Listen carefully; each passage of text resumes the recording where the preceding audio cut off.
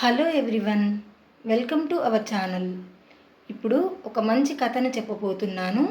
ఆ కథ పేరు జింక కొమ్ములు.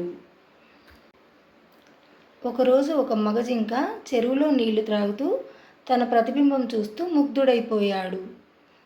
నా నా కొమ్ములు ఎంత అందంగా ఉన్నాయి, నా తలపై కిరీటంలా ఉన్నాయి అని అనుకుంటూ చాలాసేపు తన ప్రతిబింబాన్ని చూసుకున్నాడు. చివరికి తన కాళ్ళు కూడా ప్రతిబింబంలో కనిపించాయి. ఇంత అందమైన కొమ్ములున్న నాకు ఇంత అసహ్యమైన కాళ్ళున్నాయి అని, ఎందుకు దేవుడు నాకు ఇలాంటి కాళ్ళు ఎందుకు ఇచ్చాడు అని బాధపడతాడు. ఇంతలోనే చెరువు దగ్గరికి నీళ్లు తాగడానికి పులి వస్తున్నట్టు వాసన అనిపించింది మగ జింకకి. భయపడి అడవిలోకి పారిపోయాడు. అందంగా ఉన్న కొమ్ముల కన్నా అవలక్షణంగా ఉన్న కాళ్ళే పనికొచ్చాయి, అందుకే దేవుడు నాకు కాళ్ళు ఇచ్చాడు అని అనుకుంటాడు. ఇందులో ఉన్న నీతి ఏంటంటే, అందం కన్నా గుణాన్ని మనము మెచ్చుకోవడం నేర్చుకోవాలి.